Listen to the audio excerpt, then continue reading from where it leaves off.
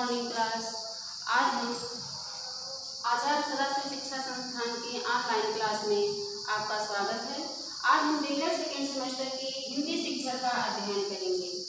आइए देखते हैं आपके सिलेबस में क्या है। देखते हैं आपके सिलेबस में नंबर 1 है सुनना और याद करना। शिक्षा के समुचित और पर्याप्त विकास के लिए सुनने का महत्वपूर्ण योगदान रहता है, क्योंकि विद्यार्थी यदि कोई भी किसी भी बात पर जब सुनता है तभी उस पर अमल करता है, उस पर ध्यान देता है। अगला है याद करना। जब हम किसी भी विषय वस्तु पर ध्यान अपना केंद्रित करते हैं, चित्र हुआ, टेलीविजन हुआ, कुछ भी हुआ, जब हम उसको देखते हैं तो हमें वह याद रहता है, उसकी स्मृति बनी रहती है।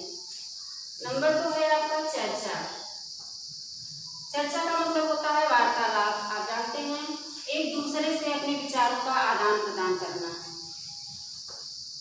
चर्चा कई प्रकार से संभव होती है, जैसे हम विचार विमर्श करते हैं, वाद विवाद के जरिए, भाषण के जरिए, अन्य प्रकार से हम अपने विचारों को, अपनी बातों को रखते हैं, वार्तालाप करते हैं।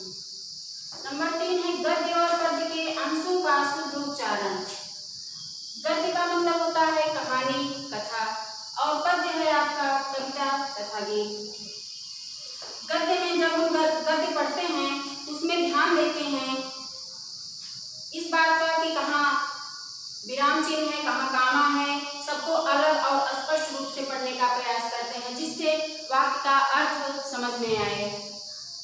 और इसके साथ ही हमें शुद्ध उच्चारण करना चाहिए। किसी भी चीज, कोई भी गद्य या पद्य जब हम पढ़ें उसका शुद्ध उच्चारण करें, क्योंकि अशुद्ध उच्चारण करने पर हमारी भाव भंगिमा विपरीत होती है। नंबर 4 है आपका स्वतंत्र अभिव्यक्ति। स्वतंत्र अभिव्यक्ति का मतलब होता है लिखित अथवा मौखिक, यह 2 प्रकार की होती है। अभिव्यक्ति का अर्थ है व्यक्ति द्वारा कही गई बातों को प्रकट करना। हमारे मन में जो भी भावनाएं, जो भी आकांक्षाएं, जो भी विचार हैं, उसको हम एक दूसरे के सामने प्रस्तुत करें, यह हमारी स्वतंत्र अभिव्यक्ति है, बिना भय के। नंबर 5 है आपका अस्त्रानुसार गद्य पद्य में शब्दों, वाक्यांशों और विराम चिन्हों एवं समान ध्वनियों को समझना। आते हैं अस्त्रानुसार, अस्तर के अनुसार, यानी छोटे कैसे समझते हैं और बड़े लोग कैसे समझते हैं, इसका हमें ध्यान में रखकर ही कुछ करना चाहिए, क्योंकि छोटे बच्चों का मन मस्तिष्क बहुत कोमल होता है। वह किसी भी बात को शीघ्रता से दिमाग में पकड़ते हैं। गद्य पद्य में शब्दों का उचित ढंग से प्रयोग करना चाहिए। वाक्यांश है और विराम चिन्ह है। आप देखिए जब हम कोई वाक्य पढ़ते हैं, विराम चिन्ह, कामा जो भी होता है उसका ध्यान रखते हुए पढ़ते हैं। समान ध्वनियों को समझना, समान ध्वनियों को भी समझ करके ही हमें पढ़ना चाहिए। इसके बारे में हम आगे बताएंगे आपको। नंबर 6 है उपसर्ग, प्रत्यय तथा सामासिक पदों की पहचान एवं प्रयोग।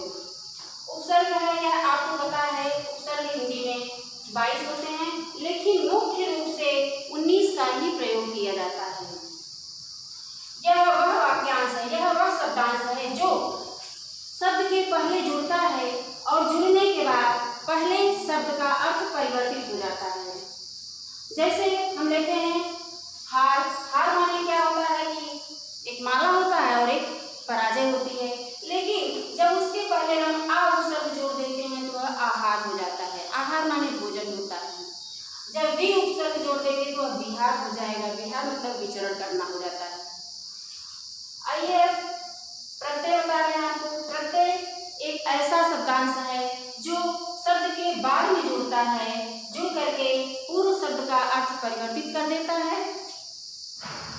प्रत्यय है जैसे ता प्रत्यय है, सुंदर है, सुंदर से क्या होता है, सुंदरता।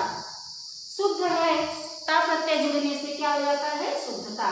प्रत्यय 2 प्रकार के होते हैं, आपको पता है, कृत प्रत्यय और तद्धित प्रत्यय। इसके बारे में और आगे हम बताएंगे आपको। सामासिक पदों की पहचान आइए देखते हैं। सामासिक पद किसे कहते हैं? जब 2 शब्द, जैसे एक शब्द और दूसरा शब्द, 2 शब्द मिलने से किसी तीसरे शब्द की प्राप्ति होती है, कोई तीसरा शब्द हमें मिलता है, उसे हम समास कहते हैं।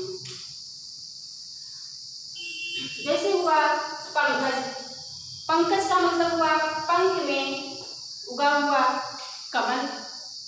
क्या हुआ? पंख में उगा हुआ कमल। तो पंकज, दो शब्दों से तीसरे शब्द की प्राप्ति हो रही है। इसका प्रयोग हम आपको आगे बताएंगे। नंबर 7 है संज्ञा, सर्वनाम, क्रिया विशेषण।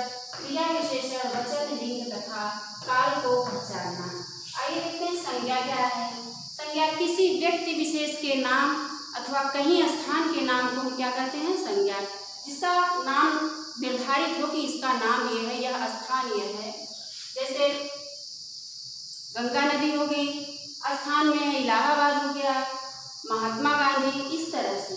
सर्वनाम को देखिए, संज्ञा के बदले जो प्रयुक्त होता है, संज्ञा के बदले, जैसे संज्ञा में तो नाम निर्धारित है, लेकिन संज्ञा के बदले जो प्रयुक्त होता है जिसका नाम नहीं है, जैसे यह, वह, मैं, तुम आदि, ये सब क्या आता है? सर्वनाम में आता है। अगला है आपकी क्रिया।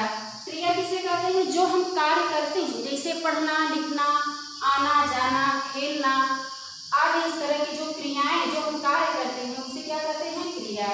विशेषण, यह विशेषता जो बतलाता है, जो विशेषता बतलाता है उसे हम क्या कहते हैं? विशेषण।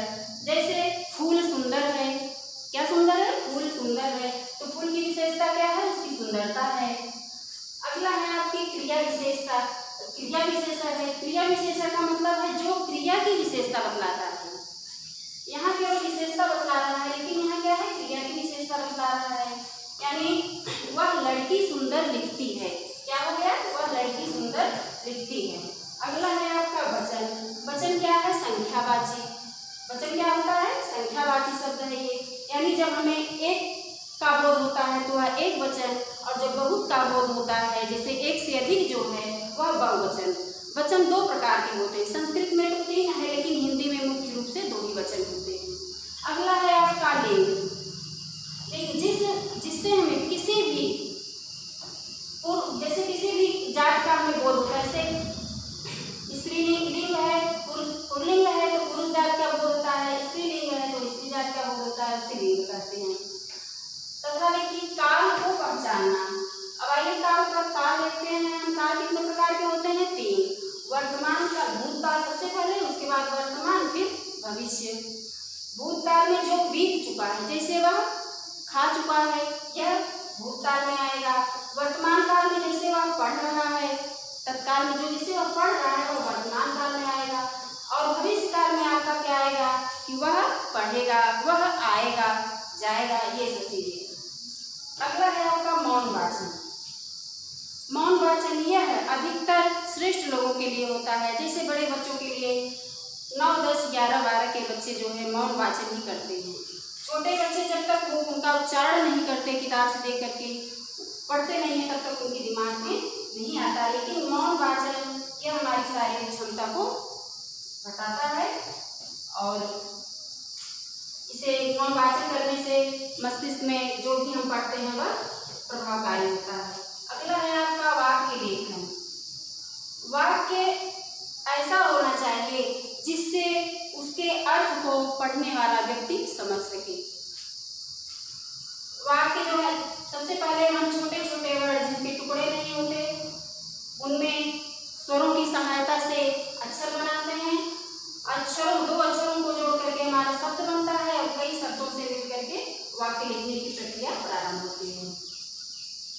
एक वाक्य को लिखने में 10 से 20 शब्द तक भी आते हैं।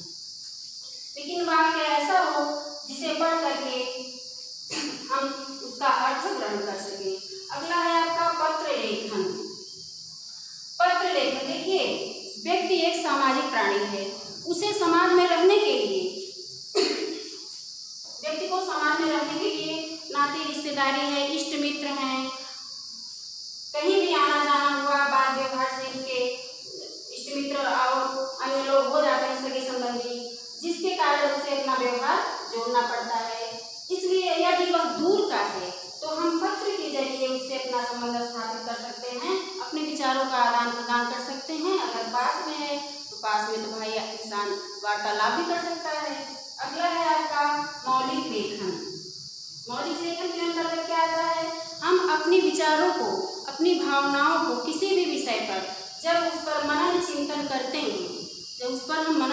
करते हैं, तब वे उसको एक सोच बनाते हैं और उसी सोच को एक स्पष्ट रूप से हम किताब के जरिए लिखित या मौखिक किसी भी रूप में उसको हम प्रस्तुत करते हैं, जो कि मौलिक लेखन के अंतर्गत आता है।